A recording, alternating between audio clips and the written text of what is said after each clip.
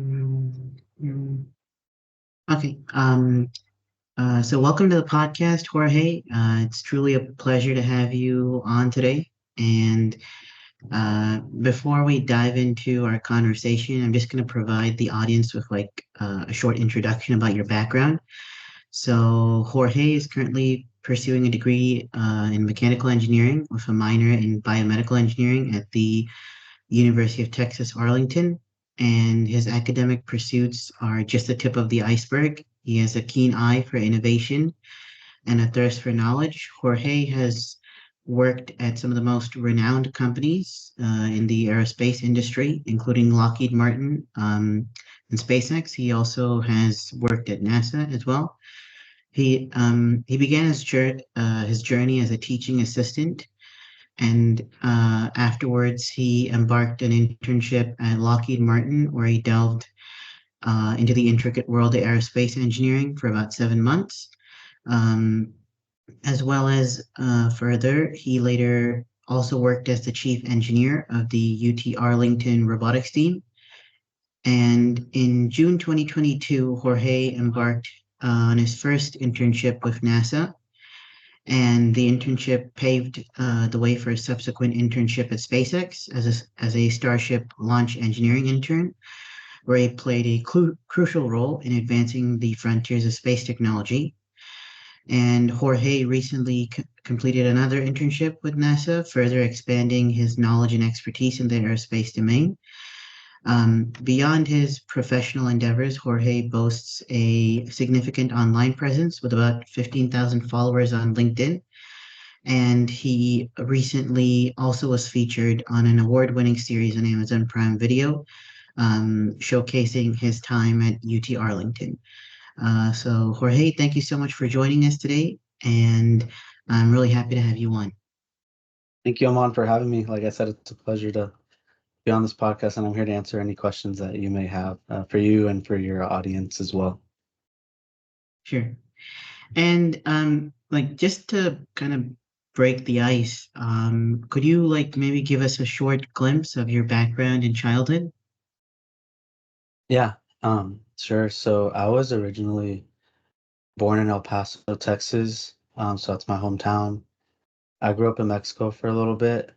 So I grew up in the border town across El Paso is Juarez, Chihuahua, Mexico, and I was there for a couple years, and then from there.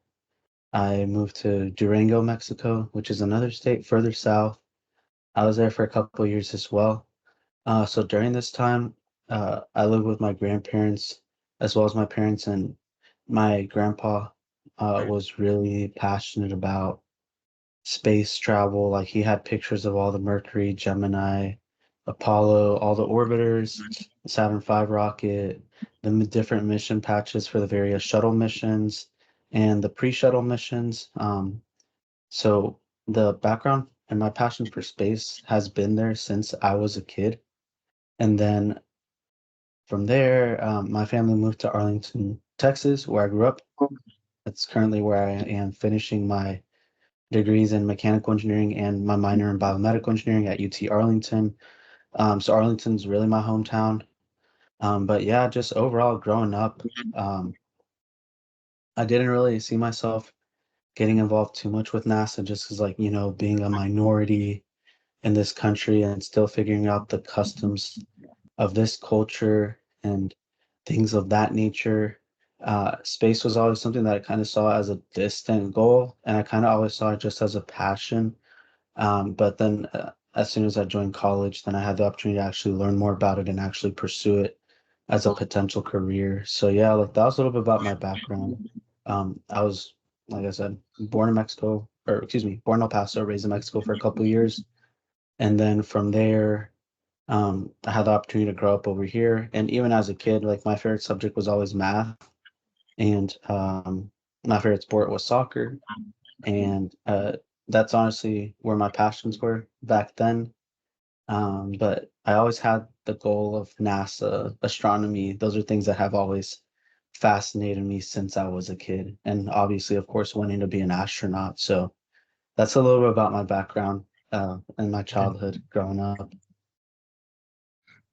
So, was your grandfather kind of like the person who inspired you in the first place to go into space? Like, I mean, to go have a career in the aerospace industry, or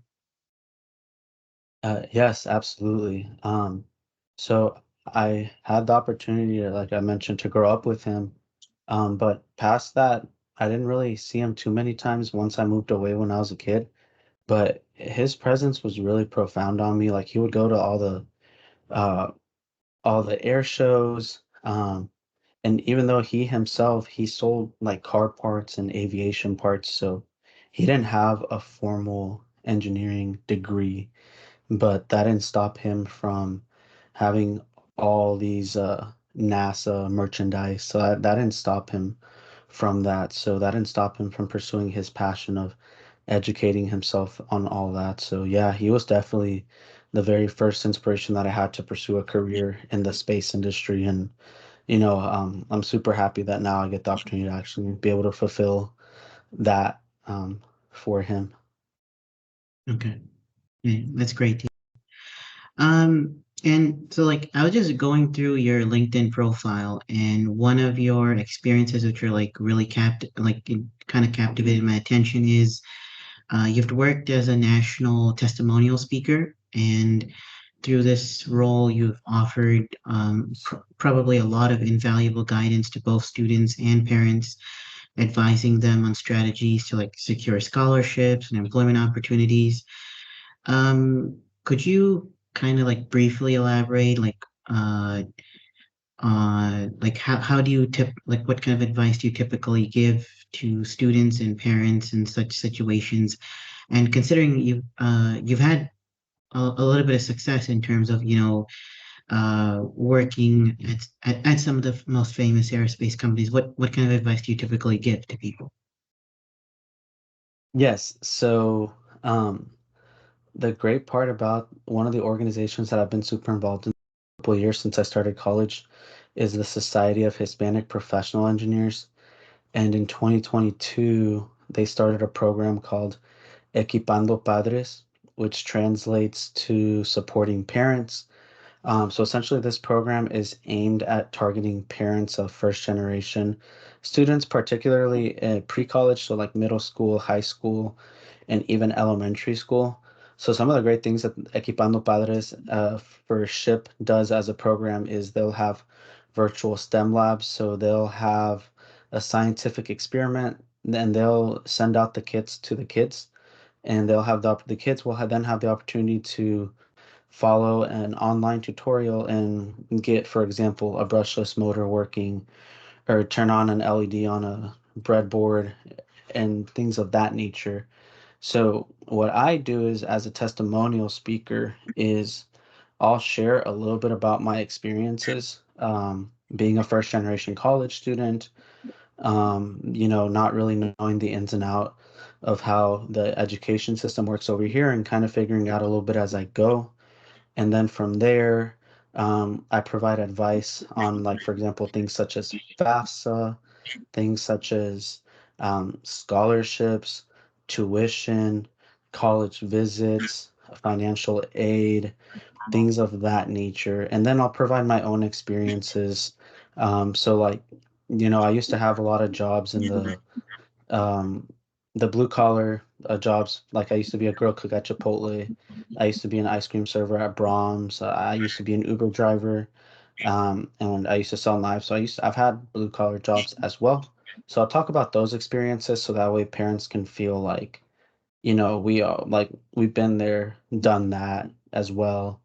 But now mainly what I do is I kind of share about how my experiences were before I got all these internships, and then how did I go from that to where I am today, having had the opportunity to work at like Lockheed, NASA, SpaceX, etc. So I just share a little about my story and provide a little bit of advice just based on my very own personal first generation Hispanic student college experience. Okay. Yeah. Yeah. I mean, like, but how was it just because you said like you've worked blue collar jobs and then afterwards you also have worked at all these companies. Like, how was it getting that first internship though? Like, how tough was that? Yeah, so it actually took me, the short answer is that it was extremely difficult. It took a lot of time. And even then, like I almost didn't get it, which could have completely shaped my career trajectory if I hadn't gotten it when I got it. But essentially, I spent 4 years with no internships because I started college in the summer of 2017. And it wasn't until the summer of 2021 where I was working at Lockheed. So it took me 4 years to get to that point. Um, I'd applied to like over 300 internships. But one of the turning points for me was getting involved with the Society of Hispanic Professional Engineers and then also the Rover team. So with both organizations, um, I got very active and I was able to eventually climb up the leadership ladder, but I didn't join those organizations for that. I joined those organizations so that way I could grow professionally. So like on the Rover team, I was going to learn skills such as computer aided design, soldering, breadboard, Arduino, 3D printing, manufacturing, making drawings, things of that nature. So very technical things for mechanical and aerospace engineers. And then for the Society of Hispanic Professional Engineers that we call SHP, we call it SHIP. In SHIP, I was more of like professional development. So things such as like community outreach, doing little things like making sure that everyone had a ride, especially volunteers who needed it.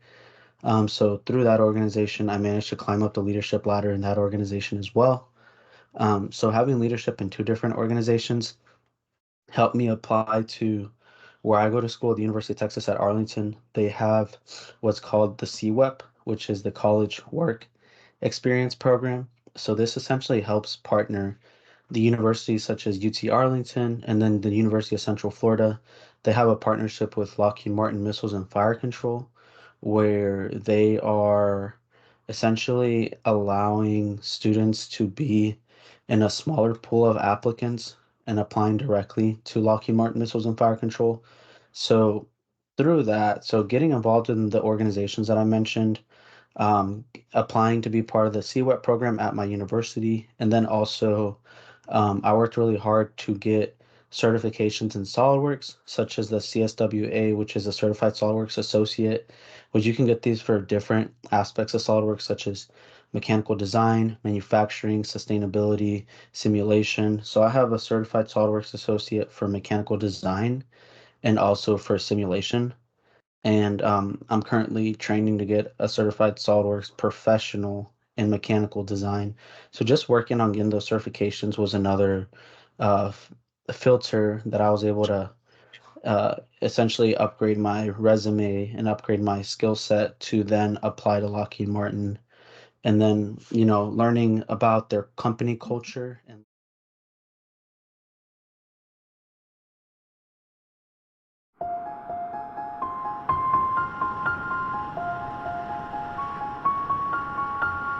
Technology that enables cars to drive themselves.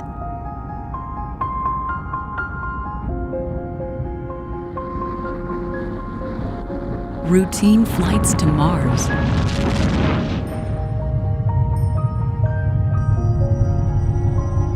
Fusion reactors that produce limitless energy. To most people, they're pure science fiction from the world of tomorrow, like something out of a movie. But at Lockheed Martin, we live on the cutting edge of physics, material science, technology, and engineering. We obsess over things most people only imagine. We're at the forefront of the science that makes them real. And they're available when it matters most. It's why we're always thinking about new ways to prevent the unthinkable and building the most advanced fighter the world has ever seen. It's how we redefined what a combat ship looks like. Why why we're harnessing the tides to generate electricity and protecting our most valuable resources.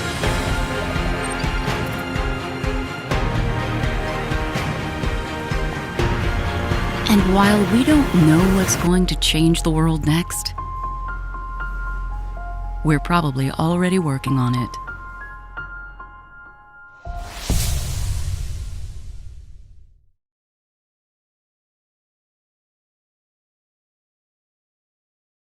Learning about things such as like their 5 pillars of leadership and things of that nature, educating myself with the company culture is how I ended up nailing the interview. And then also it really helped that when I went to my first Society of Hispanic Professional Engineers convention in 2019, I met my mentor there. And then 2 years later, I had an interview with Lockheed Martin, and she was actually already working at Lockheed Martin at the time. So being able to reach out to her definitely helped me a lot in getting that first internship at Lockheed. So yeah, that's a little bit Mm, about how I got my first internship. But yeah, the short answer is it took a lot of time and it took a lot of rejections and it took a lot of self-improvement for Lockheed to give me the opportunity to work with them. yeah. Okay. Yeah. I mean, I at Waterloo as well. I mean, we have this co-op system, and most of the stories I've heard are like it takes a lot of time for people to get their first internship. So yeah, most definitely. And like predominantly many aerospace scientists, they have their own heroes whom they admire and they strive to be like them. And personally, I mean, I find inspiration in figures, I mean, like Elon Musk and the current chief of the Indian Space Research Organization. I do look up to him as well. Like especially under his leadership, they've been able to make a lot of accomplishments over the past year or two. Who are the individuals you look up to as your heroes in this industry? Yeah. So case since my end goal is to want to be an astronaut, my first role model that I look up to is Chris Hadfield. My favorite book that I've ever read, and I've read all the astronaut autobiographies, so I'm very familiar with all their backgrounds. If their name's out there and copyrighted, I've read it. And my favorite has been Chris Hadfield's An Astronaut's Guide to Life on Earth. So in this book, he talks a lot about positive thinking. He talks about his story, being having a Canadian passport and going through the ringer of the astronaut selection program back in 1992 and everything he did to be able to pursue his goal of becoming an astronaut with insurmountable odds, being Canadian as opposed to being American. And like his whole mindset of, trying to aim to be a zero instead of being a plus one or a minus one. That's something that I really do try to implement a lot in my life. And then focusing on things that you can control instead of things that you can't control, and also making sure that you're doing something because you love it, not because you think it's going to help you on a resume and you don't really like it that much.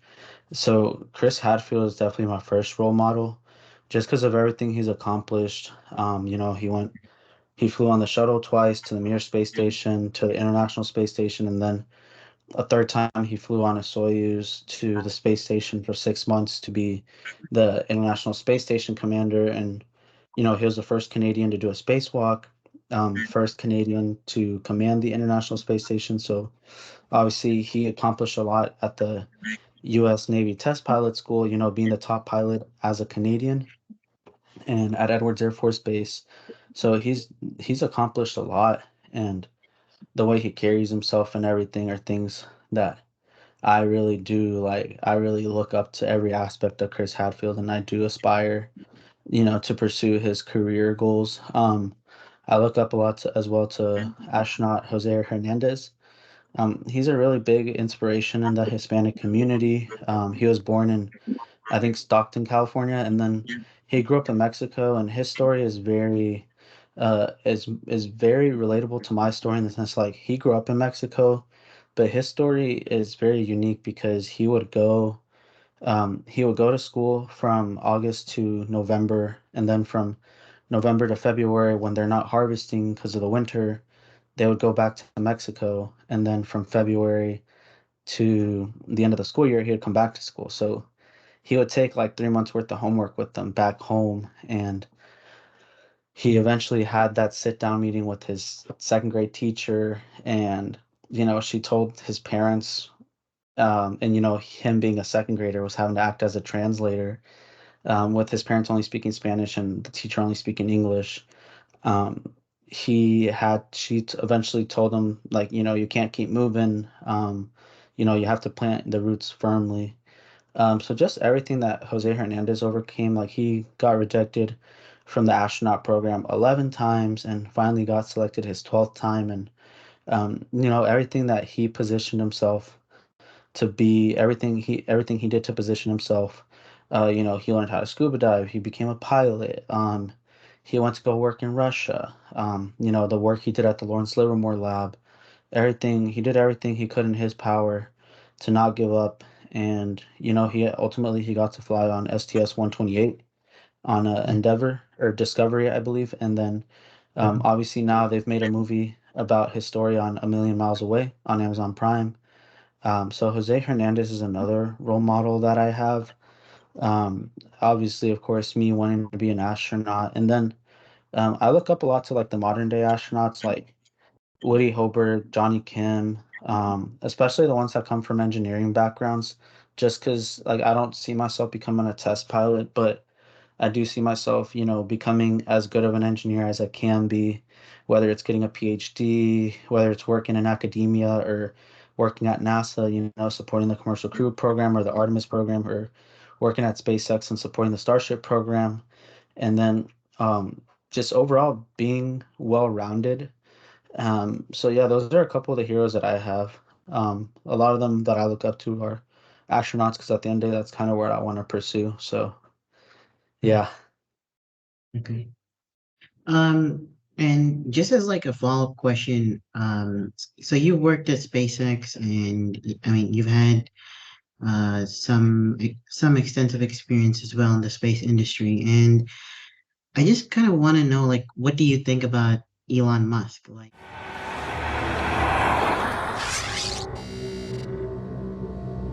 This is Elon Musk, Tesla's co-founder and CEO.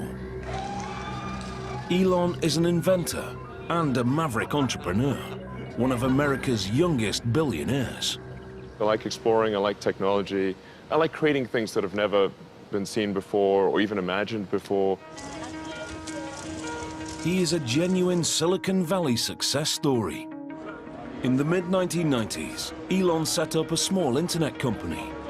By 2002, he'd sold PayPal for $1.5 billion. Next, he founded private rocket company SpaceX. It's all part of Elon's life mission. When I was in college, I tried to think about, well, what are the areas that would most affect the future of humanity? So the three things were the internet, making life multiplanetary, and the third being sustainable energy. So that's what really ties together my companies, is that sort of thought from 20 years ago. Tesla Motors is Elon's sustainable energy brainchild. his ideas are like they're very radical, and they sometimes, in my opinion, venture into like the realm of science fiction. Like, um, many of the ideas he has had, uh, uh, like you literally can see them like coming out of like science fiction movies. Like, since you worked at SpaceX, like, have you been able to like perceive his ability to like turn these like concepts into like actual realities? Like, what do you think about that? Yeah, so my opinion from Elon has not necessarily changed, but I had a very different opinion of him before I worked for him. So before I worked for Elon, um, I read his book of it's like a third person. It's his biography. I forgot what the book title was called. Oh yeah. But it was I- his book just it essentially highlighted like his childhood, his upbringing in South Africa, and then coming, of course, to yeah. do his university over in Canada, and then the University of Pennsylvania, and then dropping out of his PhD from Stanford out of his first day to pursue his goals with X.com, with PayPal, and all that. So my opinion of him before I worked with him was that he was very, very hardworking. Um, he has a very high risk tolerance, very high pain tolerance. He's able to go above and beyond to make sure that his product is working, his product is selling. He can learn very rapidly. Um, like he went to Russia to quite literally buy ICBMs from them, and they laughed him out of the Yeah. room, and he came over here and founded SpaceX and built the Falcon 1, and it took them 4 tries to get to orbit, but they finally did it on their fourth try. And reading that other book by Eric Berger, I think it's called Liftoff, talks about the early days of SpaceX. And then there's a new book that talks more about the Starship program. That one's a really good read as well. So that was my opinion before I worked with Elon or worked for him. But then once I actually had the opportunity to work at SpaceX, my appreciation for the work he does has heightened a lot because he's very demanding. Like working at SpaceX is a very demanding place to work. Like everyone's on the hook all the time. You constantly have deadlines. You're usually assigned to more than you can handle, and it's more of like how do you juggle everything that you have? How do you juggle the workload that you have? But you're assigned a lot, and you have the extreme ownership to be able to really own your outcome and own the whole process as a responsible engineer. So just knowing that like when I was at Starbase, I was exhausted. The work I was putting in every day, like a lot of hours each day, sometimes on the weekends. Like even after like 12 weeks of working there, I was already pretty tired. So my appreciation for the work that Elon has done has heightened because he's been doing it for 30 years. And Mhm. so my opinion of him is that he's done a lot. Like there's a reason why SpaceX is so successful is because they're working hard every single day. They're constantly innovating. They're constantly iterating, and it all starts from the top. Like Elon has a strong motivation, and he hires highly motivated people. And if you pitch a good idea to him, he'll fund it. He'll fund it. If you can sell him on your idea, he'll give it a chance. So I like how open-minded he is and how hardworking he is, and just overall, just the fact that he is trying to hire the best people because the goals that he has, like you mentioned, the realm of science fiction are goals that, those are goals that are very difficult to accomplish, such as propulsive landing, reusing rockets, things like that. They're very ambitious goals, but um, his philosophy is if we work insanely hard, we have a chance of making this happen. So, like, yeah, I'm deeply motivated. Like when I was down there, I was deeply motivated to contribute to the mission. But yeah, it definitely does take a toll on you. Putting in the hours, and you have to constantly remind yourself that like what you're doing is very, very, very innovative, and it's right on the edge of like the human frontier. So yeah. Yeah.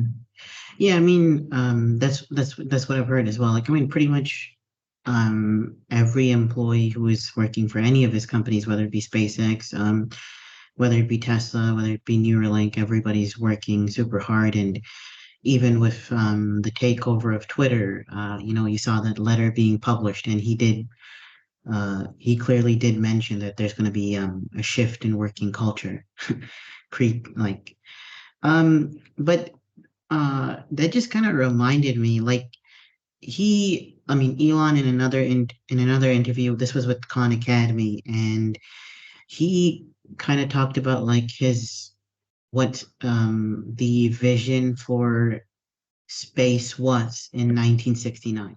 Like, who did you call, or did you write a plan? Did you start? I don't even know. Yeah, actually, I mean, the origin of PayPal or rather, SpaceX is that I was trying to figure out why that we'd not sent any people to Mars, because the obvious next step after after Apollo was to send people to Mars.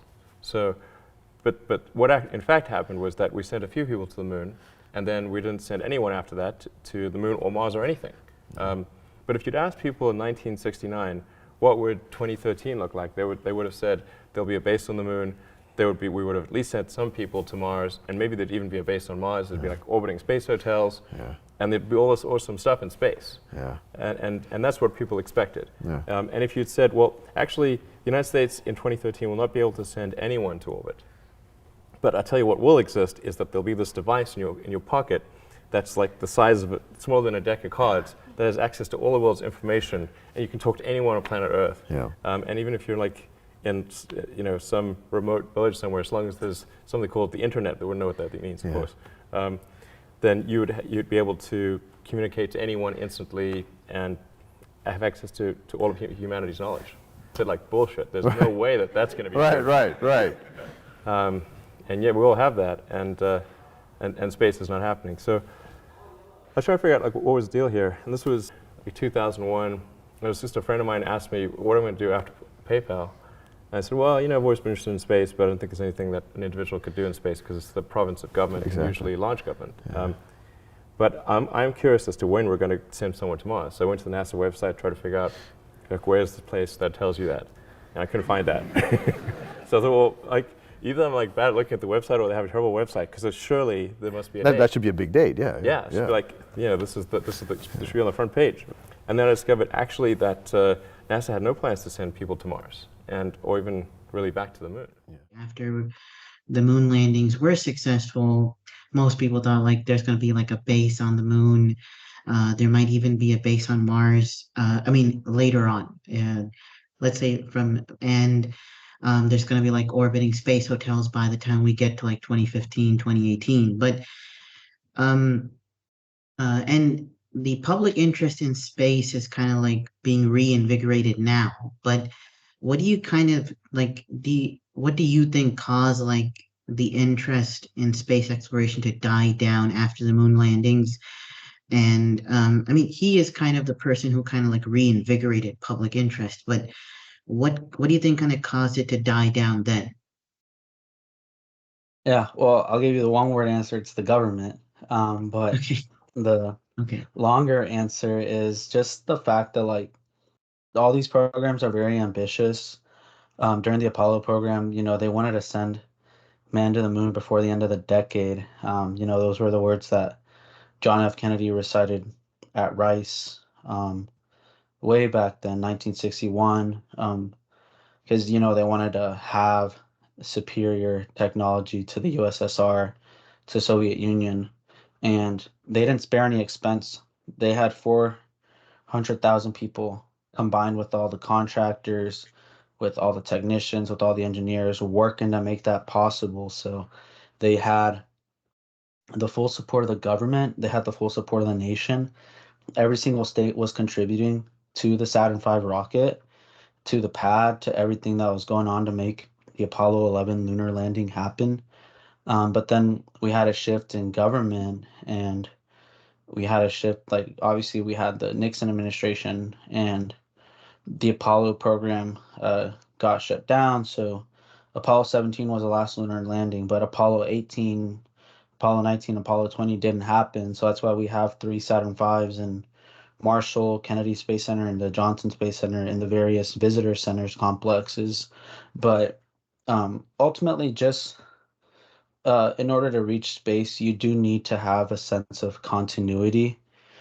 So throughout the shuttle era, Congress is still very involved in the design of the rocket. It has to use the RS-25 engines. It has to use, liquid hydrogen, things of that nature.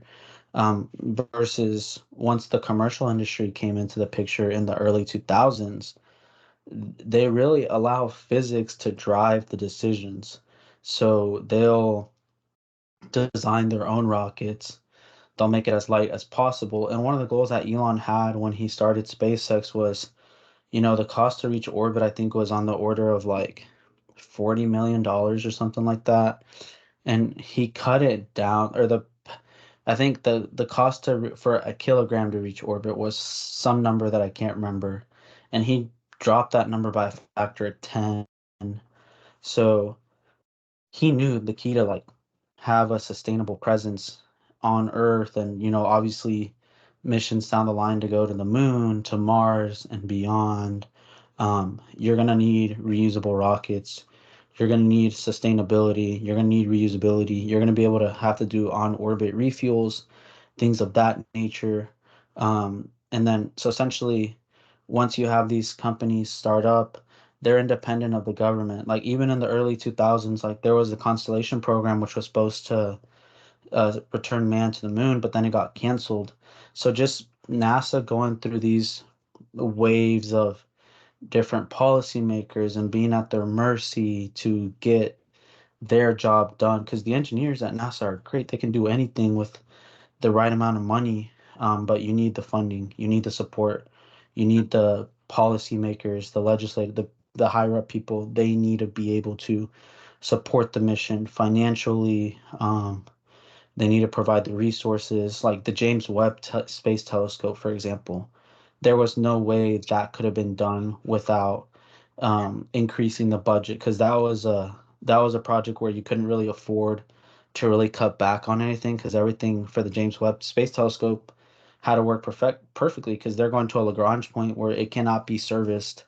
If something doesn't work, then you don't get the results that you're looking for, and then you waste the entire investment. So just with the commercial industry coming into play, we don't really depend on the government as much. Um, and that doesn't mean the government doesn't play a part. They still play a very huge part, because we still do need the support of the government to continue to fund these missions and provide these contracts that allow the physics and the engineers to be able to really work and drive the designs of these vehicles that are going to be sending humans to the moon, to Mars, to the Gateway station that's coming up in a couple years and beyond. So, yeah, I would say the commercial industry has done an amazing job of providing America the opportunity to, return to the International Space Station. And, in the future, we'll be with HLS and with Artemis, we'll be returning to the moon. And then with Starship, we'll be going on to Mars one day. So all that's in the future. Okay. Um, and like, so you've worked at, like I've said this, I said this before already, but like you worked at NASA, which is a public entity, and you worked at Lockheed and SpaceX, which are like both private corporations. What sort of similarities have you seen between these three companies or corporation organizations, and have there been any notable differences that you've observed between the three of them? Yeah. So for Lockheed Martin, since they're the biggest defense contractor here in the United States, I got to support a lot of defense projects. So I would say one of the biggest differences was just at Lockheed. It was in the Dallas Fort Worth area, so I didn't really have to, like, I was commuting to work every day. I didn't have to relocate for that internship. They're providing, obviously, they're supporting America's military because they're defense. But then obviously working for NASA, they're more in the space industry. So my first internship was with the lithium ion battery team. So we were supporting by making lithium ion batteries for the space station, for the Boeing Starliner that's going to be flying in a couple days. For other contracts that we had, and running what they call fractional thermal runaway calorimetry tests, which is essentially just um, testing the lithium ion battery cell, because you want the cell to explode from the tops, not from the sides, because if you have them explode from the side, they're going to propagate, and then you're going to have a domino effect that you don't want happening. So we would do those kind of testing where we would safely explode the batteries and just make sure that they're exploding the way they're supposed to, by changing the delta T, the temperature of the battery, and it'll change the energy. Just a simple heat transfer problem. And then the work culture was very similar with Lockheed and NASA. They're very friendly, very family oriented. And then my second internship at NASA's Johnson Space Center was with the propulsion systems team. So I supported RCS thrusters for the Morpheus vehicle, which is one of NASA's like self-flying drone vehicles. It has 4 spherical tanks that uses methane, and the RCS thrusters just control its attitude as it's ascending and descending. So I had the opportunity to learn that out there as well. But then when I pivoted over to the private sector, I saw just how much ownership that you can take of your project. Like as an intern, you're basically a full-time employee. So you get treated like one, but you also have the same responsibilities of one. So you are expected to deliver. Like you have a budget. Okay, you needed to get X, Y, and Z done. Like let's say, for example, you needed to do some valve swap on the Merlin engine, for example, which isn't what I did, but you could buy all the parts and all the tools you need to get the job done and do the work yourself. Um, so you had freedom to be able to, like, if I ordered a part, it would get here the next day. Versus at NASA, there tended to be a little bit more red tape with that, just because it's government and there's more, red tape that you have to hop through in order to get your job done. But with SpaceX, everything was very streamlined. So it's like if you need something done, the only person stopping you is yourself. And it was just a matter of getting the work done. The work obviously is a lot faster. It's more demanding, but you have more ownership of the outcome. So that was, and then obviously, of course, I worked more hours at SpaceX just because that was the company culture, was to make sure that you were getting your work done and make sure that, there's deadlines that need to be met. So kind of the way, one of the reasons why SpaceX is really able to achieve all their goals is because they're able to throw all their resources at one problem so they can get it fixed quickly. So when they do that, when they operate in that manner, they're throwing a bunch of resources at one thing, it'll get done quickly, and then they can pivot to the next thing. So that's kind of how they prioritize. And over time, that'll stack up, and that's the reason why SpaceX is on the cusp of this year. They're trying to launch and land over 100 times. So with their Falcon 9 rocket. So like that's the reason why SpaceX is very efficient. But yeah, culture-wise, like that's pretty much how the cultures were similar and different with between Lockheed, SpaceX, NASA, at the multiple sites that I had the chance to work at.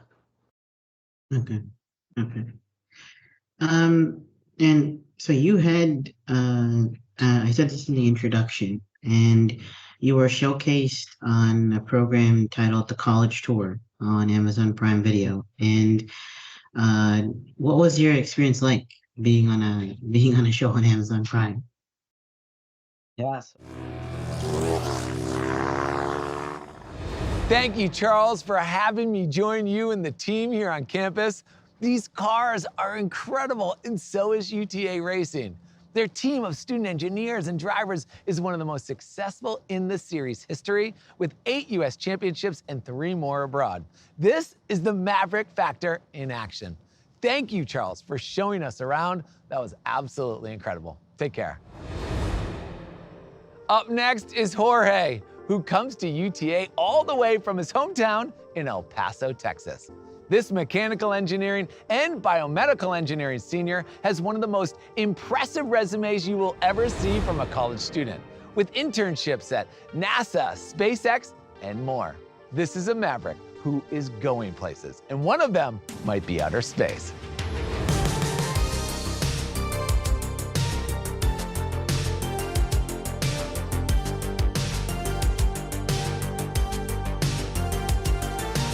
Thanks for the amazing intro, Alex.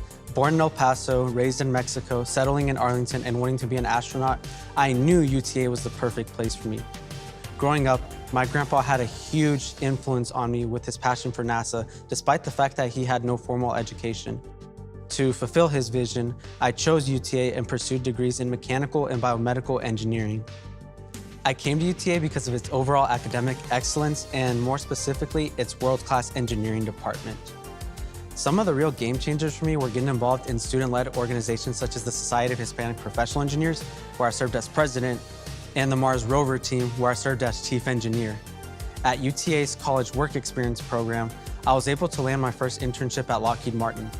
Through this opportunity, I was able to develop my engineering skills and land out-of-this-world internships at NASA and SpaceX. During these internships, I've had the opportunity to work on projects that are writing human history, such as NASA's SLS Artemis moon rocket and SpaceX's Starship rocket that will be returning humans to the moon and eventually to Mars. And none of this would have been possible without UTA. No matter your academic interests, UTA has a place for you. The university offers more than 180 degree programs across 9 different departments, helping you choose your path to be a difference maker. From leadership retreats to the Honors College to study abroad programs, UTA will help you blast off your career. UTA has helped me achieve my lifelong dreams and has even prepared me to share my story at the White House and be a keynote speaker at the X-3 Space Conference in London. I hate to end it, but I gotta run to NASA's Kennedy Space Center for another awesome internship. That's it for me. Back to you, Alex.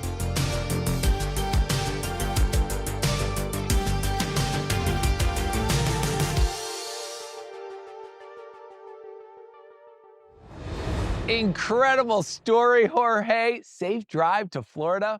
So it was very unique. It was very different than anything I've ever done, and I thought it was really cool.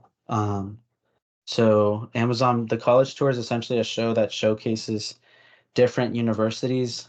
I don't know if it's limited to just the United States, but they do showcase different universities. So whenever UT Arlington had their casting call, I just threw my name in the ringer and I got selected to talk about academic excellence. So it was great. It was something that I never experienced before. Like we were filming at my university. I had the chance to talk about my internship experiences. I had the chance to talk about my grandpa. I had the chance to talk about the work that I've done with the Society of Hispanic Professional Engineers, getting invited to go to the White House, the rover team, how UTA helped me get to where I am today. And it was really unique just because I'm not used to having like cameras follow me around on campus. So that was very unique and different. I actually didn't have a lot of sleep when I filmed that just because on the Friday, because I filmed on a Saturday. On the Friday, I finished up my internship at Starbase, but then the following Monday, I had to start my new internship as a Pathways intern at NASA's Kennedy Space Center. So I had to make a drive from South Texas to Florida, but in between that, I had to go to Arlington, Texas to do this filming. So that was a really hectic weekend, making sure that all that got done. But yeah, it was great. It was fun. I really did enjoy it a lot. And like, I never thought that my story would be shared on Amazon Prime, so I think it's really cool that it did get shared. And like, I hope it inspires, maybe at least one person to come to UTA because we've actually at UT Arlington we've only had like 2 astronauts, like Kalpana Chawla from India and then Robert Lee Stewart. So getting the chance to highlight them as well. Just because we haven't had an astronaut since Kalpana Chawla passed away, like on the Columbia accident that happened. It was really inspiring, having the chance to mention her as well. And the Amazon Prime, the college tour, provided me a great platform to be able to share my story. So a very unique experience to say the least, but it's an experience that I'm like super grateful for. Mhm. Yeah, I mean, I think I recently visited another state in India and she's got like a whole museum dedicated to her. But yeah, like I didn't know, I actually wasn't aware she went to UTA, but yeah, it's good to know. Got her master's Yeah, here. okay. And uh, just out of curiosity, like you have 15,000 followers on LinkedIn. Did the show contribute to the number or how'd you get so many? Yeah, I think just over time, just putting myself out there has given me the opportunity to grow my network, and then attending lots of conferences. Whenever I do attend conferences, I do make sure that I do connect with a lot of people, and then obviously, like, uh, having LinkedIn Premium is a big plus as well because LinkedIn Premium gives you a lot more options and opportunities to be seen on the LinkedIn platform. So, being on LinkedIn Premium The show, of course, helped me, and then I've done a lot of talks as well. Like I do a lot of public speaking. Like I've spoken uh, in London before in person. I had the opportunity to speak virtually to St. Joseph's College in India. I had the opportunity to speak to the National University of Engineering in Peru virtually for World Space Week, and then I had the opportunity to speak, of course, like in different universities in Mexico, and then like here in the United States as well. I've spoken to organizations here across the country on both sides of on both coasts and things of that nature, both in person and virtually. So over time, just putting myself out there, and of course, the show Amazon Prime helped me gain a lot of publicity, as well as my internships, my work with NASA and SpaceX. Has received recognition, and then my involvement within the SHIP organization, the Society of Hispanic Professional Engineers, has helped me grow my network as well within the SHIP community. So just having different communities that I'm a part of, like NASA, SpaceX, SHIP, Amazon Prime, and then meeting people worldwide, having mentors and mentees worldwide, has helped me grow a lot and has helped my platform grow a lot. But I never really expected 15,000 followers, so I'm just gonna see how this looks in the next couple months, years, and I'll see what opportunities happen from here on out to the next 15,000 followers. So Yeah. yeah, short answer is that it's been a lot of just networking and putting myself out there and being open to every opportunity, like kind of like how you reached out to me, to be on the podcast, and being open to those opportunities instead of being closed off to them has really helped me a lot in building my network. Okay. Um, and so I just have like a few questions about like some of the projects going on in the space industry. So until now, like I think NASA was a little bit, let's say, quiet uh in terms of like having projects of their own. Like they weren't I'm not sure if this is the right term to use, but they weren't too involved, let's say, like as SpaceX has grown, because like even with they've restarted the Artemis program to go to the moon a few years ago, and it is a Between 1968 and 1972, America launched 9 human missions to the moon, 6 of which successfully touched down, allowing 12 men to walk on the lunar surface. NASA's next chapter of lunar exploration, called Artemis, has the task of not just going to the moon to create a long-term human presence on and around it, but also to prepare for ever more complex human missions to Mars. In short, everything we must be able to do here, we must first do here. So, what will an Artemis mission look like? Everything is designed and tested with our most important element in mind, the astronauts. This is their deep space, human-rated spacecraft called Orion, built in 3 parts. The crew module, where up to 4 astronauts will live and work throughout the flight. The service module, with life support systems for the crew and its own engine and fuel reserves. And a launch abort system, with engines capable of pulling the crew module to safety during launch should anything go wrong.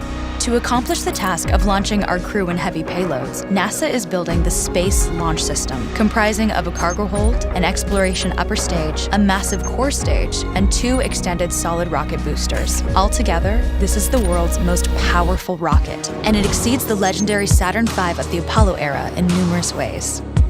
Sitting on the launch pad, the entire rocket, fully fueled, weighs just over 6 million pounds, 5.2 million of which is just the fuel. Once ignited, there is no stopping what comes next. All 4 RS-25 engines and the 2 solid rocket boosters come to life, thundering our crew upwards. 2 minutes after ignition, the solid rocket boosters are spent and released. 8 minutes after launch, the core stage is depleted and separated.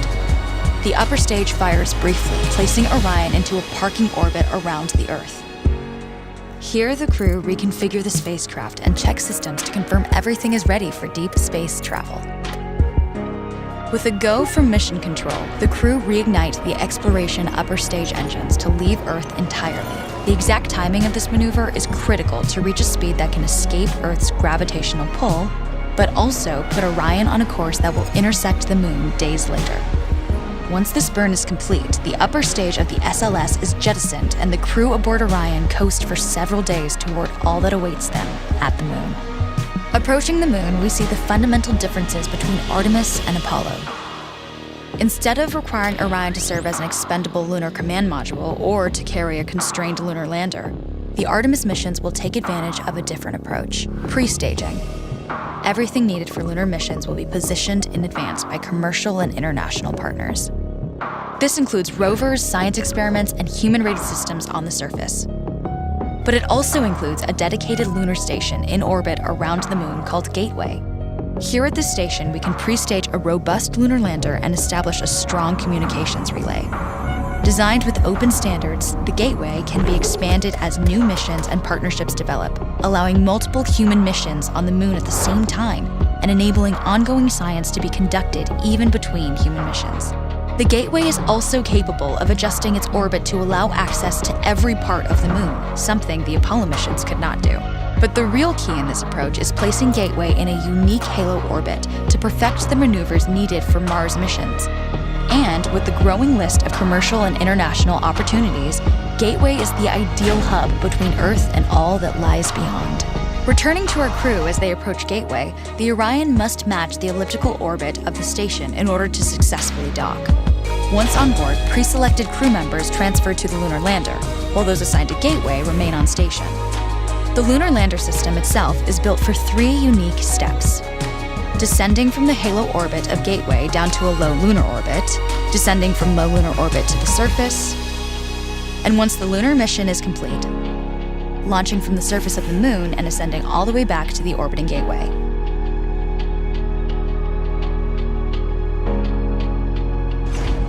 Once back aboard the Orion spacecraft and undocked from Gateway, the crew fire their engine once to break out of the halo orbit and once again to sling the spacecraft around the moon, placing it on a multi-day trajectory back towards Earth. As they near the end of this journey, the service module is released, and the crew module is oriented heat shield first. Entering Earth's atmosphere at 25,000 miles per hour, the friction of air slows Orion considerably, while also subjecting it to temperatures of 5,000 degrees. With the Orion now at just 300 miles per hour, a series of parachutes uniquely tested and produced for this moment deploy, decelerating the craft to just 20 miles per hour for splashdown. With each successful mission, Artemis ushers in the next wave of men and women to explore our moon and prove that together we are ready to go beyond.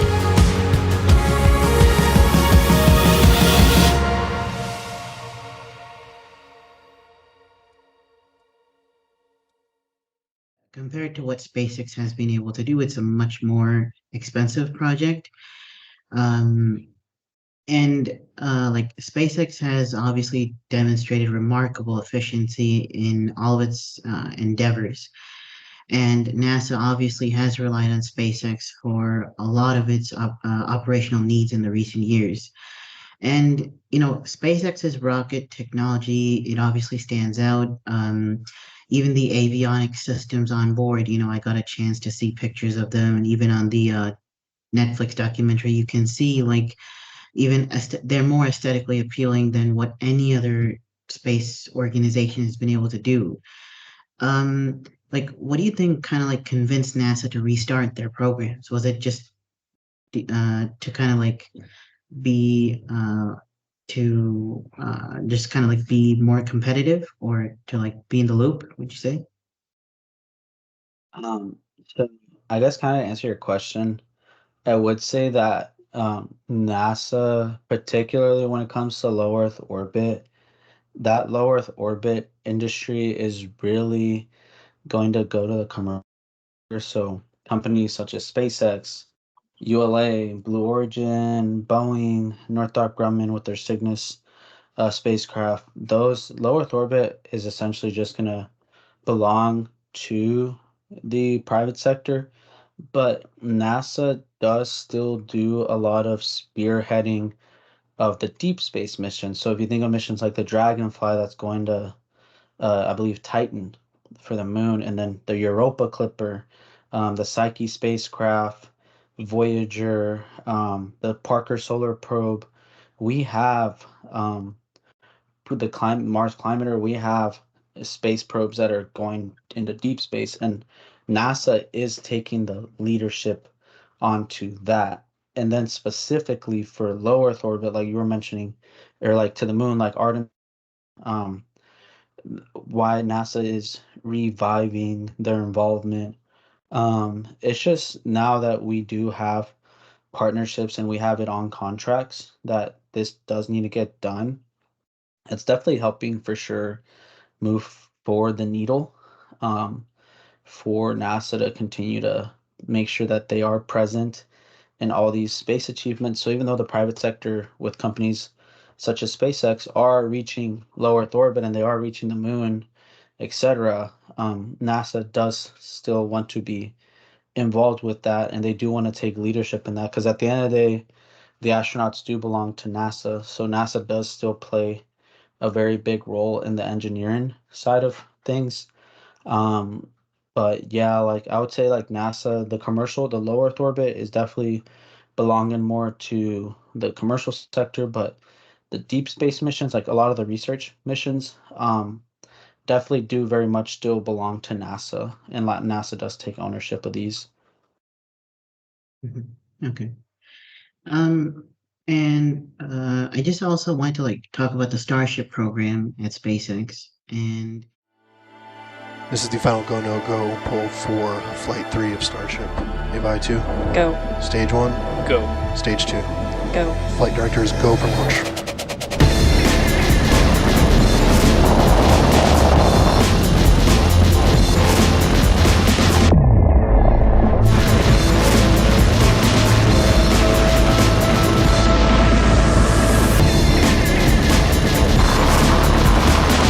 We have liftoff.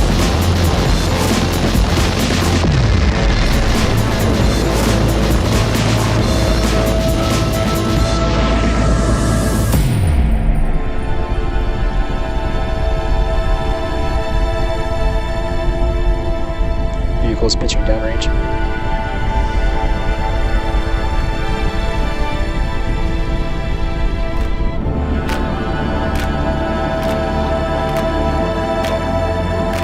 Max Q.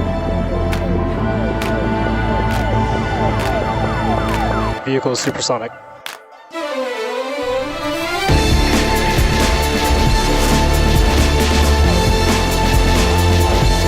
Stage separation.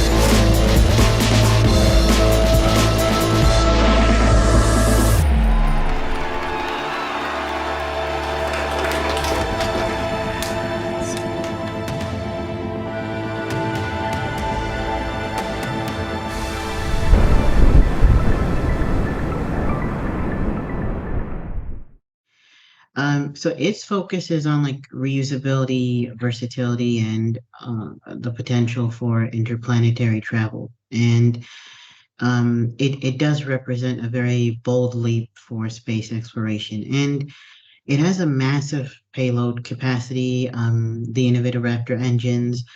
It's got advanced shield technology. How do you think this Starship spacecraft program is like reshaping space exploration? Yeah, so I am pro Starship, as you can see, like with my shirt. I am very much rooting for that program because that program is going to be the program that gets humanity to Mars. They are just absolutely mind-boggling with what they're trying to achieve. Like they're trying to go, or recently they reached in their third orbital flight test, they reached low Earth orbit. They got the booster and the ship to separate.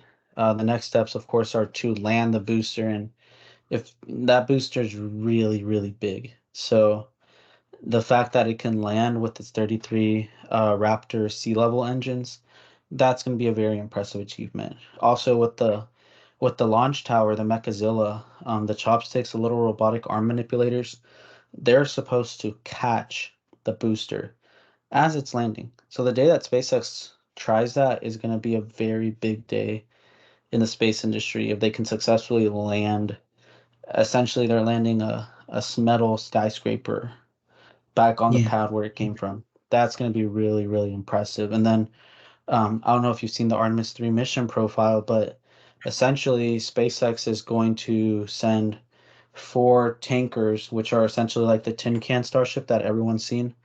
They're going to send 4 tankers into low Earth orbit, and then they're going to do a fuel transfer to what they're going to call another Starship variant, which is the storage depot. So they're going to do propellant transfer to that vehicle, and then in the final tanking orbit, they're going to transfer the storage depot propellant to the HLS. And then HLS is going to do the translunar injection. And then the crew is going to be on Orion. They're going to dock with HLS. And then HLS is ultimately going to be the vehicle that actually, the human landing system, is actually going to land on the moon. So it's really exciting. Like this program is going to be remembered. Just like the Falcon 9 program uh, brought reusability to the space industry because we had never really reused rockets until Falcon 9. And even now, like, I mean, I know the shuttle fleet was reused for flight, but they still had to scrap parts of it, such as the external tank, never got reused. And obviously, it functioned like an airplane when it was landing and like a rocket. So the space shuttle was probably still takes the cake for being the most complex machine ever built. But I think the Falcon 9 obviously took a much simpler approach and is getting the job done with its propulsive landing. And even with the Falcon Heavy, how they were able to land 2 boosters at the same time. But the Starship program, what their goals are mind-boggling. Like they have the potential to revolutionize not only the space industry, but they can do point-to-point travel with, sending a Starship. Like if you open up different starports across the world, you can essentially replace air travel. If you can really get it to work down to a science, you can have like you can be from New York to London in like 30 minutes. And if that really works, that can definitely change the way we travel, the way we live our lives on Earth forever, from Dallas to Toronto in like half an hour, anywhere in the world in half an hour, I think has potential to really, really revolutionize. So those benefits that are helping out space and get to Mars are going to spill back on Earth. And NASA does a lot of that as well. A lot of the research happening on the International Space Station is helping speed up research here down here on Earth just because you don't have gravity. But yeah, like the Starship program is definitely going to change drastically the industry, and the world that we live in today is going to change because of Starship. So yeah, I'm excited. Like it really is something to be excited about. Yeah, and I mean, I've seen pictures of the factory as well, and it's kind of like they're building an assembly line for rockets, and that is kind of like what fascinates me most is, I mean, when I was, or even when you were like maybe 3 or 4 years old, whenever I used to think of rockets, I used to think of it as like um, an exotic way of get exotic form of transport, or even something which very few people are qualified to do. But with the Starship program, with all these programs, it seems like they're really trying to like commoditize space travel. But I mean, it's just a starting point. But with the Starship program, it seems like we're kind of heading in that direction. So, yeah. And what kind of like captivates me the most about SpaceX is the Falcon 9 rockets. Like,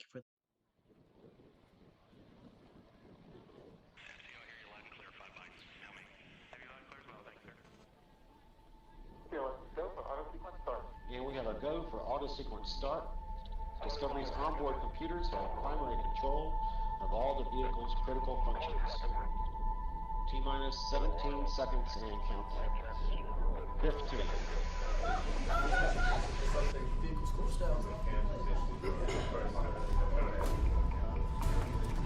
All systems currently green. Falcon Heavy is configured for flight. T-minus 15, stand by for terminal count. All right, guys. 9, 8, 7, 6, 5, 4, 3, 2, 1.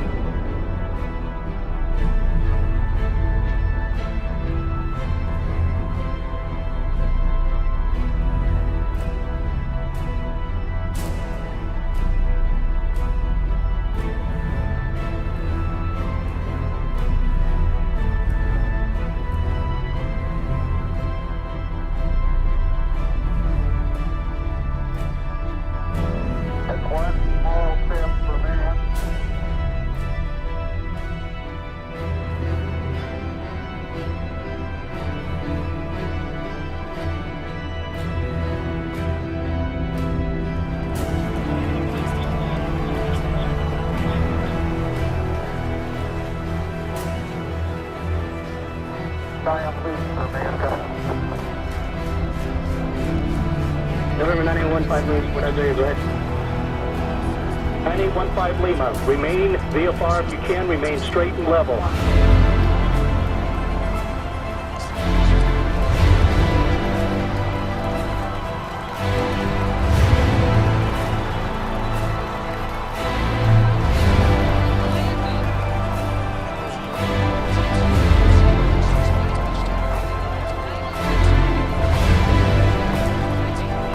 Service. We're done. I'm willing to take you to weather bridge.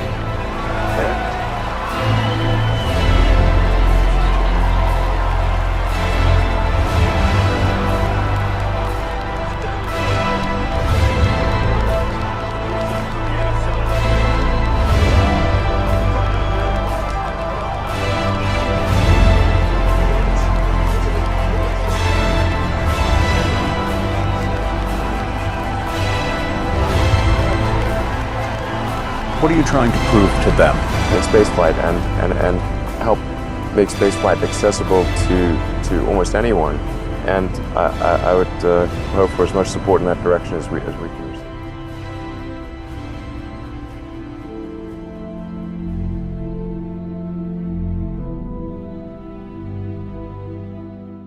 First, I mean, like you could see a rocket like being reused for the first time, and I've seen that video hundreds of times, you know, where Elon and the rest of his team are running out of their control center to see those rockets land. It has quite an innovative design. Obviously, the Merlin engines and the grid fins are used for its precise control. Like it has a very successful track record of being deployed for payloads and then returning back to Earth. And how do you see this going forward? Like with its ongoing efforts to recover and reuse it, how do you see this program going forward? The Falcon 9.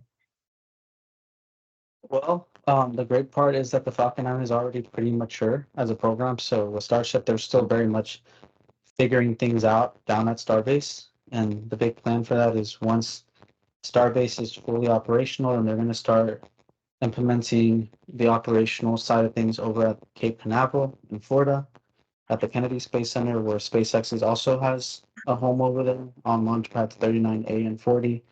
And for the Falcon 9 program, the good part is it's very operational.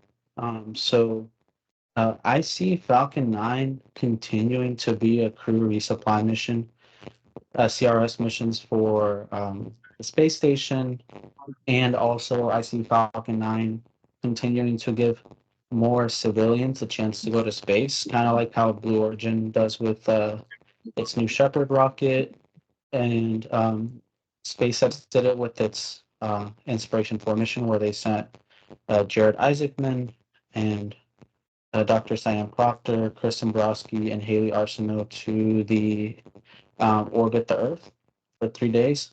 I kind of see Falcon 9 continuing, or the Dragon spacecraft and Falcon 9 providing more civilians opportunities to go to space. And I do also see Falcon 9 continuing to be a beacon for rocket reusability, because there's, I think SpaceX very recently, they finally achieved 20 reuses of a Falcon 9 booster. And that's super phenomenal because that's never been done before. And they're pushing the certification, they're pushing how often that rocket can be used. Like the whole process of refurbishment and polishing it up to get it ready for its next flight is absolutely exciting. So the fact that SpaceX and the Falcon 9 rocket provided a transition in the space industry from the era where we would not reuse rockets to the era where now, like, in order to compete, your rocket has to be reusable. And companies such as Firefly, Blue Origin, ULA, Boeing, Virgin Galactic, Relativity, they all follow that standard of, like, if we want to be competitive, we have to be reusable. So yeah, I see Falcon 9 continuing to be operational, continuing to send Starlinks into orbit, payload missions, crew resupply missions, and there's going to be more civilian opportunities to go to space. So that's something I'm really excited about as well. So yeah, like I'm really looking forward to see Falcon 9. I think this year it's going to reach 100 times to orbit. So I'm excited. Maybe 5 years down the line, they'll be sending 1,000 Falcon 9s to orbit in a year. So those are things to be really excited about. Mhm. And like, so aerospace engineering is going to continue to like embrace the trend of reusable spacecraft, and it'll eventually also possibly embrace the trend of electric propulsion systems. How do you envision this like this integration, like additive manufacturing or like carbon composites, like to the development of next generation space vehicles? Like, I don't remember the name at the moment, but I think there's a startup somewhere in the US where they're trying to like eventually get to like 3D printed parts for rockets, and eventually and then kind of assemble the rocket that way. Where do you see this going? Yeah, so the company you're referring to is Relativity Space, and Yeah. they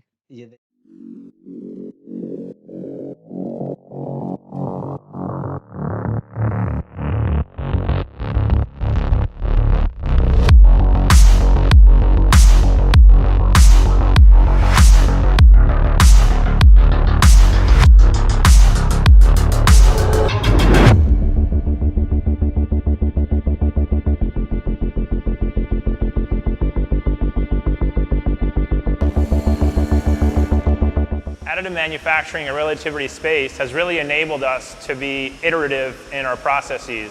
We can print any geometry with shapes that incorporate what usually would take multiple different parts and components. And so we're able to print something, test it, and then go change the design based on testing results. And so that process is extremely iterative and also low cost. And that is really the ace in the sleeve when it comes to additive manufacturing, and specifically here at Relativity Space. The printing process here at Relativity has a lot of moving parts. Basically what we do is we start off with this empty table right here. We set plates on them, and then we prep to start printing, check the parameters, get ready to start up, set up our walkies, and get moving. And then after that, the robot's pretty much taken over and starts laying beads so that each cell is printing a separate section of the rocket. What makes our printer autonomous is the sensors that we integrate onto the robot. Depending on like the section we are, the printer is going to act a little bit different. So we have to make our control loops to keep up with that. And that's like the key importance of making our robots autonomous. To build Terran 1 and ultimately Terran R takes a unified effort amongst all the teams in additive development. That includes the 3D printing technicians, our software engineers, our robotics engineers, our mechanical engineers, our manufacturing engineers, and our weld engineers, along with all of our materials engineers in the materials lab, and also our world-class non-destructive evaluation team. So all these teams come together to bring all their different skills and attributes to build a additively manufactured orbital class launch vehicle.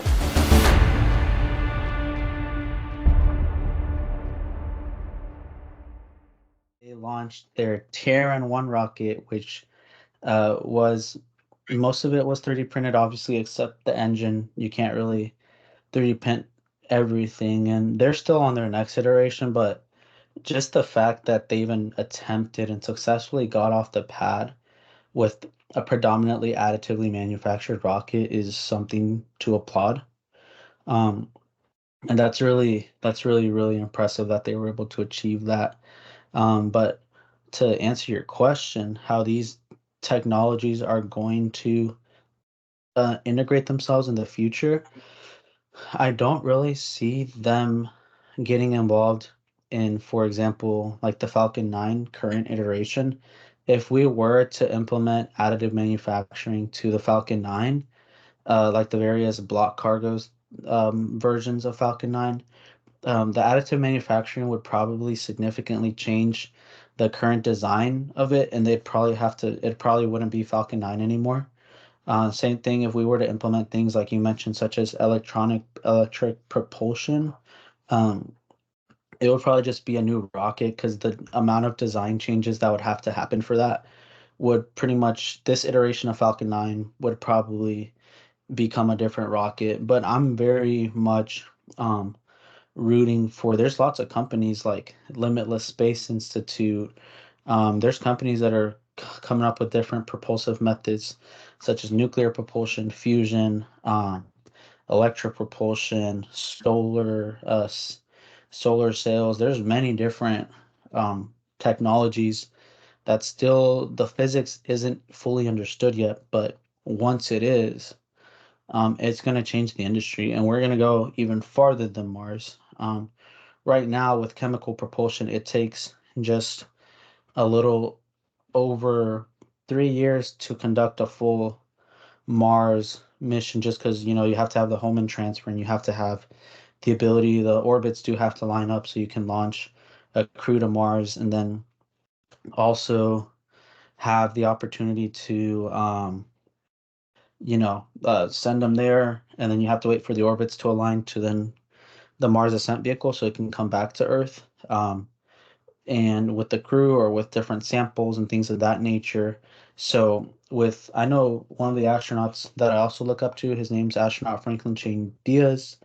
He's from Costa Rica. He went to MIT and he flew to space 7 times on the space shuttle. So he's been to space pretty much as often as anyone has. And his background is strongly in plasma propulsion.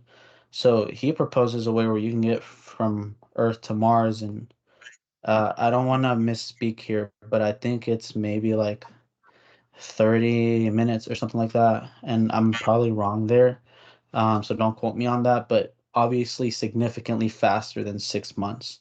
So in order for these technologies to really come to the surface, there does need to be more energy from the startups and more government support to allow these technologies to come to fruition. Because right now the physics is still not fully understood.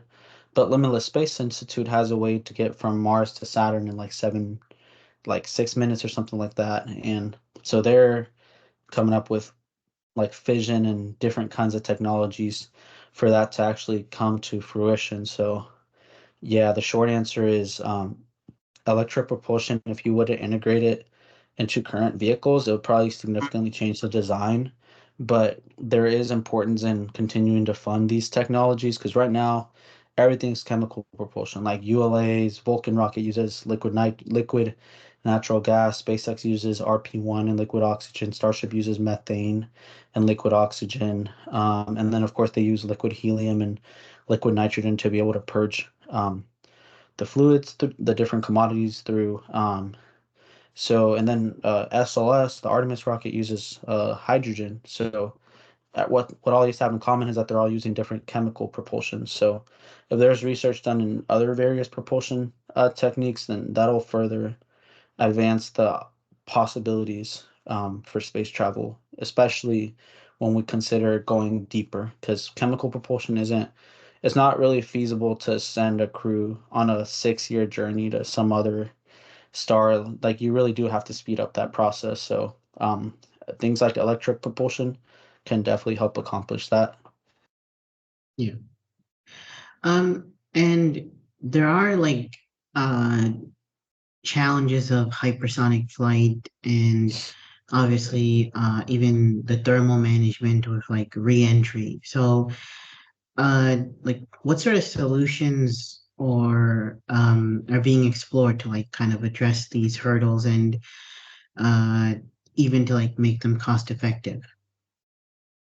To make reentry cost effective, or Yeah, like re-entry and even like thermal management is obviously another important part of reusing the rocket. So like what kind of solutions are being explored in that aspect? so obviously there's a lot of research happening in material science, especially in the realm of composites. Like the space shuttle used reinforced carbon for the shuttle wings. And obviously we had that one disaster happen with Columbia, with the reentry with the wing opening up. But just overall, just continuing to research different thermal protection systems, which are very big in heat shield design. I personally have not worked on any heat shield technologies with either NASA or SpaceX, but I can tell you, like, if you look at Starship, they use hexagons because it's the most efficient.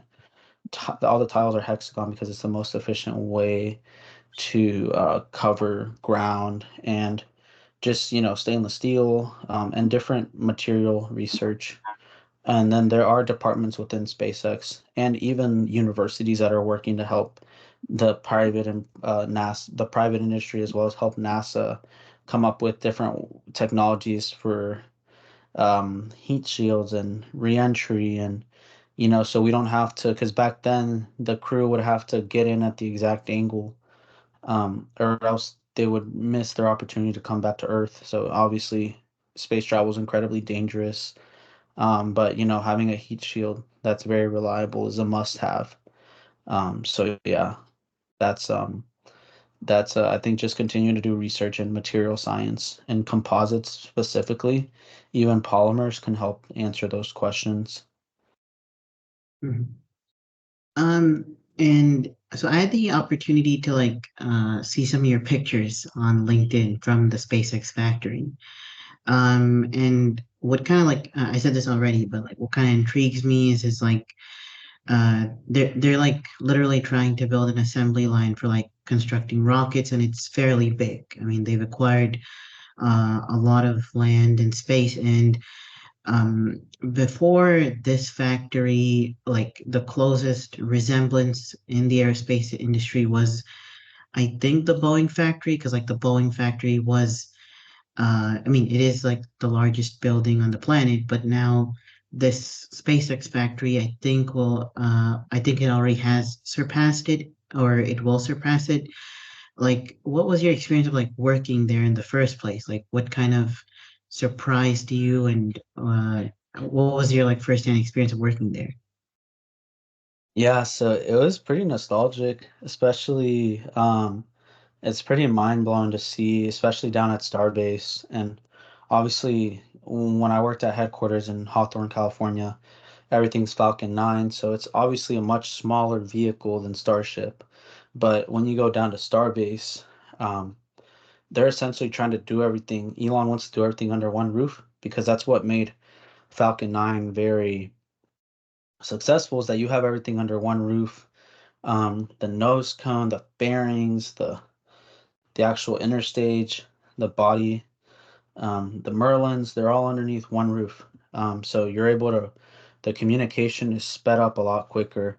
There's no doors at SpaceX, so that obviously speeds up communication as well. And when you go to the Star Factory down in Starbase, at least just what really surprised me was how quick, how innovative, how quickly work can get done.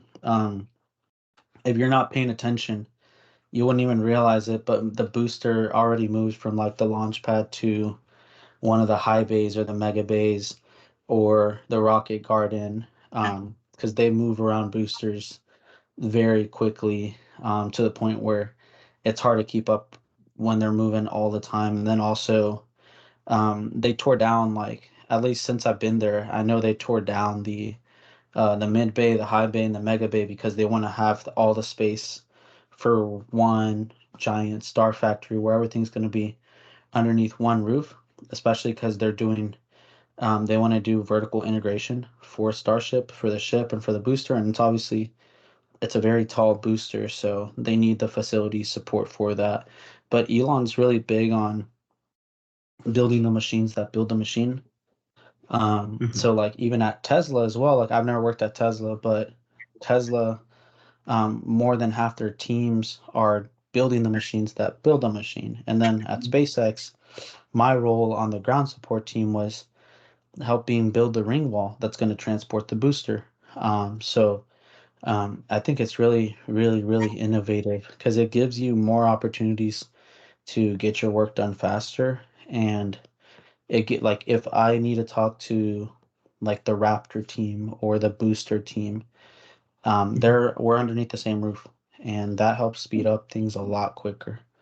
So yeah, like I'm really excited to see the future of that. But yeah, that building is going to be ginormous. The Star Factory, once it's fully operational and they're boosting out production pretty quickly, then that Star Factory is going to be is going to be a hotspot for for Starship progress.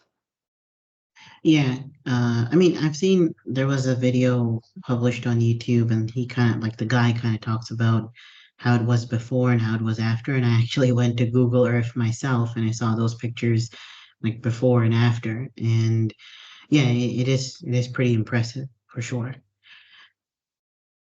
So I want to talk about AI just a little bit because AI will also play a huge role in the space industry. And so space missions are obviously going to become more and more complex, more and more autonomous. AI will definitely become an integral component for navigation, data analysis, decision-making processes. Um, how do you foresee like AI-driven technology driving space exploration and scientific discovery? And what are like some of the key challenges or considerations space companies need to use before implementing AI for their space missions? Yeah, AI is obviously a pretty um some people say it as a double-edged sword. I know Elon does because he's pretty outspoken about having to regulate AI so it doesn't, become irreversibly dangerous. But I think AI is going to be necessary to help speed up booster production, Starship production, because AI has the ability to learn and remember what humans cannot remember. And obviously, there's softwares like ChatGTP that's pretty popular.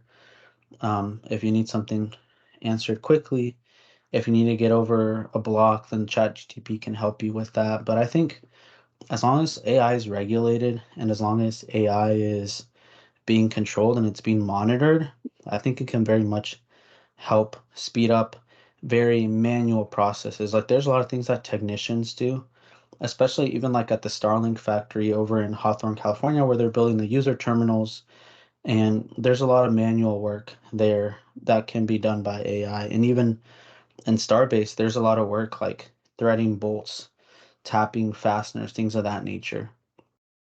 That's a lot of manual work as well. And AI can help speed up that process. So when it comes to speeding up very redundant work, AI is going to be very useful for that. So, like, do you think it'll be?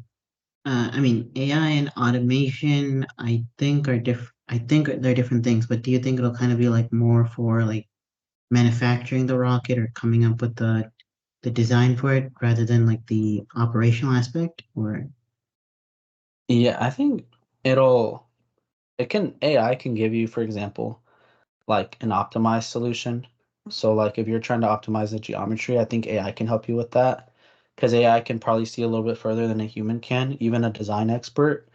Um, but I think for the most part, especially if we do want to regulate AI's involvement in Starship engineering, it's going to predominantly be used still for automation just because it can be controlled. Um, but if you're asking about if it could maybe contribute into the design and manufacturing, I think AI can help limit a lot of options down to the options that are the strongest candidates to be implemented onto the actual design. But I still see that the engineers are going to be the ones designing and building the rocket for the most part. But AI can do things like optimization and things of that nature. It can help optimize a design space. It can help optimize the mass, like a specific design that meets all the requirements with the minimal mass and things of that nature. And it can help continue to iterate the Starship design. But I think ultimately the final say is going to still go to the engineers. okay. So I just have like two last questions. Now, one sort of topic which is kind of arising lately is like the weaponization of space technologies. This is becoming a little bit of a concern for various people, and like we are increasingly relying on space technologies for like communications, navigation, defense, and is there like how do you perceive like the balance between military utility and the importance of like making sure that space is like a peaceful domain for exploration and scientific research. Like I think even SpaceX with through their they recently helped a lot of I think the Department of Defense launched a satellite a defense satellite with the help of SpaceX, and even the South Korean government also I think approached SpaceX for that. And also, I mean, we obviously have the Space Force, but like, what measures do you think are necessary to prevent the escalation of conflict in space and ensure its responsible and cooperative use? I think definitely for sure the Space Force is going to be playing a huge role in that. Just because they do have the ability to be able to control what gets put into orbit and what gets cleaned up from orbit. But yeah, ultimately, I think just having a system of regulations, a system of check and balances that helps govern what goes into space, especially now with a lot of commercial companies able to send like SpaceX sends their Starlinks, Amazon sends their Kuiper demo satellites, things of that nature. Being able to regulate that, being able to control that with the government, I think is very important. And as far as like weaponization of space, I think as long as the Space Force does take the lead on that, that should not be an issue. And there's obviously treaties involved with like government and things that go a little bit above my head as far as protecting the usage of satellites, of objects in orbit. But yeah, ultimately, I think the Space Force is going to have the final say in regulating all that. Okay. So my last question just to you is what valuable insights or guidance would you want to give to an aspiring aerospace engineer or rocket scientist who would want to maybe pursue a career at NASA or somewhere else? Yeah, so I would say some of the best advice is just make sure to stick around. Like for example, when I joined the rover team, it wasn't always easy, but doing the little things like sticking around, showing up to every meeting, helped me climb up from member to chief engineer. And same thing with the Society of Hispanic Professional Engineers. Doing the little things like showing up, helping clean up after events, things of that nature helped me really gain the trust of the membership. And then eventually I went on to become the president. And then I worked for the regional team. And then I do a lot of testimonial speaking at the national level. So just things of that nature. Sticking around really helped me. Being consistent. Also, putting yourself out there, going to conferences, you're going to meet people and you never know later down the line how helpful they may be. So meeting different people, networking, making sure you have a strong presence on LinkedIn, and then making a portfolio, I think is very important. Like if you're able to document your resume and you're able to put like a page for each project that you have, because on your resume it may be 2 or 3 bullets, but if you have a page that has like your computer aided design models and then what it looks like in real life, a portfolio is very helpful. And I think SpaceX actually now requires portfolios in their application when you fill it out, but other companies don't. But if you provide a portfolio, it's like giving them something that they didn't know they wanted to see.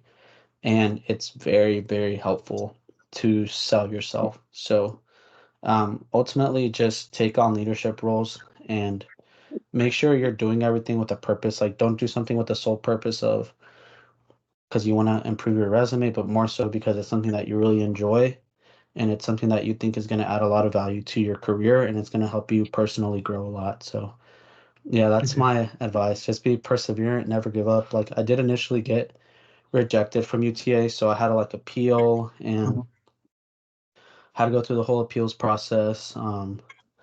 I've had to work through all the college and never really given up on the dreams I had or listening to people that said that like working at NASA was not possible for me because of my background or for whatever limitations they deemed for me.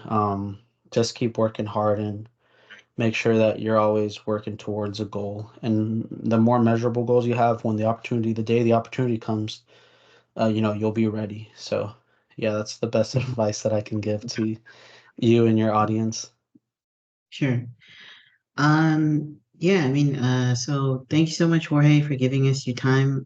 You got up early and asked you a lot of questions, and I think we've gone for almost like an hour and a half. But yeah, thank you so much, and do keep in touch. And this episode of the podcast will be out soon. So yeah, thank you. Yeah, thank you, Mon, for having me. And y'all take care. It's nice meeting y'all. Yeah, thank you. Yeah. Thank you.